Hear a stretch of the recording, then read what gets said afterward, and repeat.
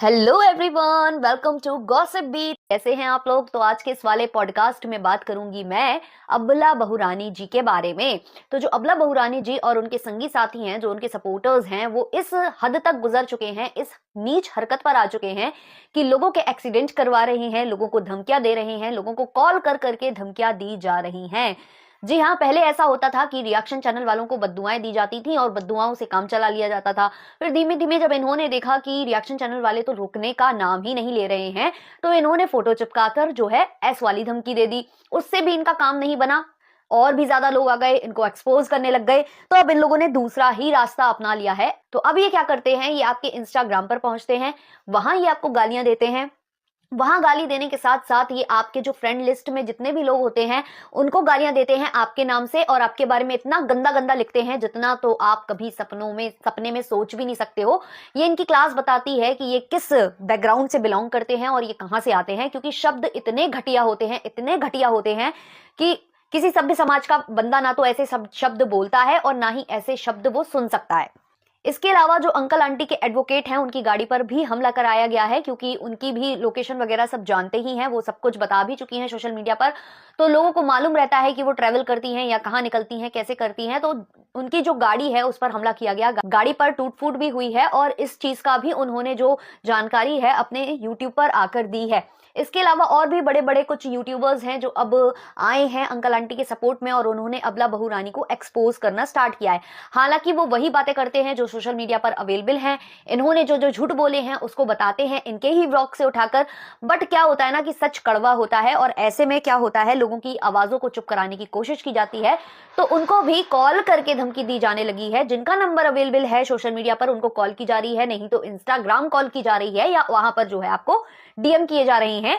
यही नहीं, मैं आपको ये भी बता दूं कि मुझे इंस्टा पर डीएम आ रहे थे, बहुत ही गंदे गंदे डीएम आ रहे थे, जिसकी वजह से मुझे अपना इंस्टाग्राम का जो डीएम है, वो रिक्वेस्ट, जो मैसेज रिक्वेस्ट होती है, वो ऑफ करनी पड़ी थी। यही नहीं, मेरे मेल तक पहुंच रहे थे लोग। जो मेल मैंने कोलैबोरेशन के लिए रख रखा है, पीआर के लिए रख रखा है, उस मेल तक पर इनकी जो गंदी हरकतें हैं वो चालू हो रही थी। और अब जबकि मैंने वो मेल हटा दिया है, तो लोग मुझे कॉमेंट करते हैं, इनके जो सपोर्टर्स हैं, कि तूने मेल हटा दिया। मतलब ये लोग गंदगी में इतना उतर चुके हैं, और जान से मारने की धमकी ये दूसरों को देते हैं, और खुद फिर इनके जो सपोर्टर्स हैं वो कहते हैं कि उसकी जान खतरे में है।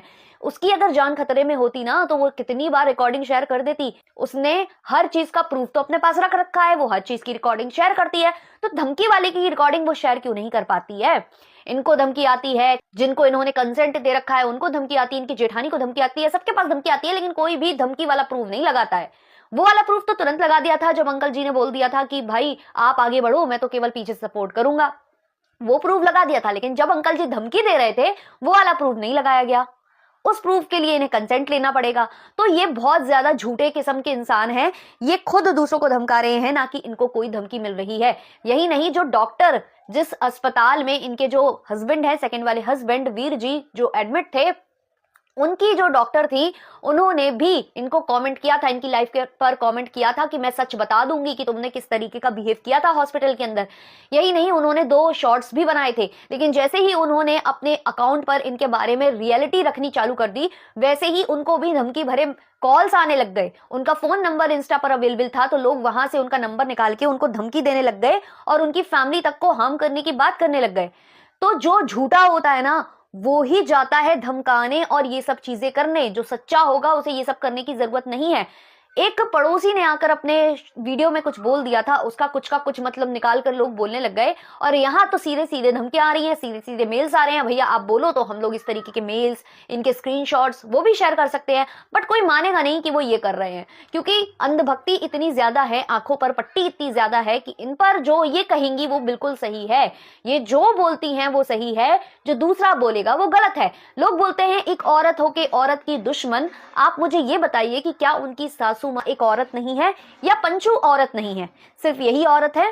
फिर दूसरी बात, लोग बोलते हैं कि उसके साथ 2-2 बार ट्रेजेडी हो गई। अगर उसके साथ 2-2 बार ट्रेजेडी हो गई है, तो जिसकी वो सिंपैथी गेन करना चाहती है, या जिसके लिए आप उसको सिंपैथी देते हो, वो तो उन दोनों पत्नियों को भी बदनाम करके बैठी हुई है। वो पहले पति को बोलती है कि वो मुझे मारा पीटा करते थे, तो ऐसे इंसान को कौन याद करेगा? आप खुद दिमाग लगाओ कि जब उनके फर्स्ट हस्बैंड की डेथ हुई थी, तो वो कितना सारा रोती थी, बेहोश हो जाती थी, वीडियोस में दिखाती थी कि मैं कितना उनको याद करती हूँ, वगैरह वगैरह। और तब ये प्यार दिखा रही थी और आज कहती हैं कि ऐसे इंसान को कौन याद करेगा। तो आप तब झूठ बोल रही थी या आप आज झूठ बोल रही हो? सेकंड पति को लेकर इन्होंने कहा था कि उनके अंदर लालच था, इनका यही कहना था। इनके खुद ये शब्द थे कि लालच बतौर उन्होंने शादी की थी क्योंकि उन्हें एडिटिंग नहीं आती थी। तो जब इन्हें खुद अपने दोनों पतियों से कोई मोह नहीं है, जो खुद अपने पतियों के बारे में ऐसा बोल रहा है, तो उसे उन दो पतियों की सिंपैथी क्यों दी जाती है? तो जो डॉक्टर हैं जिनके पास वीर जी का बॉडी पहुंचा हुआ था, तो उन्होंने अपने व्लॉग में उन्होंने एक पैनल पे ये सब चीजें डिस्कस की हैं। उनका कहना है कि ये जो इनकी फैमिली है वो बिल्कुल भी अच्छी नहीं है, वो गुंडों की फैमिली है, वहां पर ऐसे डराना धमकाना, ऐसे लड़ाई झगड़ा ये सब वहां पर लगा रहता है। तो ये सब डॉक्टर ने भी आकर क्लियर किया है और वो बहुत कुछ सच बताना चाहती थी, लेकिन जैसे ही उन्हें धमकी आना स्टार्ट हुई उन्होंने अपना मुंह बंद कर लिया, उन्होंने कुछ भी नहीं बोला। उसके बाद वो पैनल पर भी नहीं आई। तो ये आवाज बंद उनकी कराई जा रही है जो सच बोल रहे हैं या जो इनका आईना दिखाने की कोशिश कर रहे हैं। जब 3-4 चैनलों की बात की गई थी, फोटो लगाई गई थी, वो वही चैनल थे जो इनकी रियलिटी बता रहे थे और कहीं ना कहीं ऑडियंस समझने लग गई थी कि हाँ ये फूल कर रही है ऑडियंस को।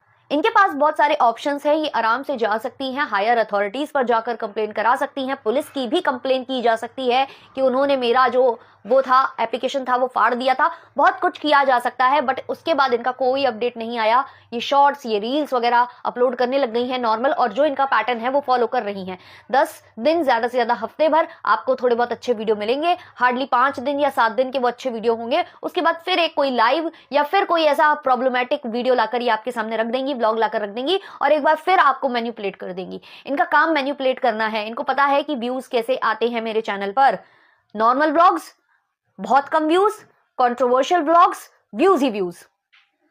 तो ये वही कर रही हैं और काफी ज्यादा मतलब ये जो डराने धमकाने वाला सिलसिला है ये तो बहुत ही गलत है। आप मतलब जो भी आपकी सच्चाई बताएगा या जो भी अंकल आंटी को सपोर्ट करने लग जाएगा तो आप उसको जो है धमकियां दिलवाओगे कहीं ना कहीं से, पीआर टीम हायर करके या कुछ करके। और जो इनका भाई है उसका अलग ही सीन चल रहा है, वो पिट रहा है, फिर वो भीड़ लेकर जा रहा है, फिर कह रहा है तू आ जा, फिर मैं आऊंगा, फिर ये कानून को हाथ में लेने वाले लोग हैं। ये नहीं जाते पुलिस के पास। थोड़ी थोड़ी देर में वो कोई ना कोई वीडियो डालता है, फिर डिलीट करता है, फिर कहीं रील डालता है, फिर बताता है। उसको ढंग से बोलना तक नहीं आता है, वो बंदा ढंग से बोल नहीं पाता है, अपना पक्ष नहीं रख पाता है। टाइप करता है रील में कुछ तो पता नहीं क्या टाइप कर रहा होता है, क्यों पिटा क्या पिटा कुछ क्लियर नहीं होता, क्योंकि उसको लिखना नहीं आता है।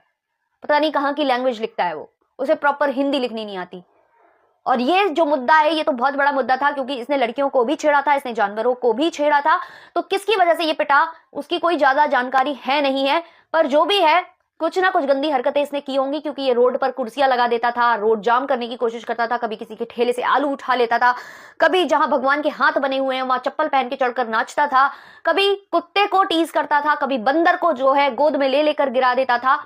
इतनी गंदी गंदी हरकतें इसने की हैं, फॉरेनर लेडीज के साथ इसने बदतमीजियां की हैं। तो क्या पता कौन सी ऐसी हरकत है जो किसी को बुरी लग गई है और इसको धर लिया गया है और पिटाई की गई है। हालांकि मैं इस चीज के बिल्कुल भी सपोर्ट में नहीं हूं कि किसी को मारा पीटा जाए, कानून को हाथ में लिया जाए, बट इनकी कुछ हरकतें बहुत ज्यादा बढ़ गई थी और सब यही बोल रहे थे कि अगर इसकी हरकतें नहीं रुकी तो एक दिन ये पीटा जाएगा, और वही हुआ।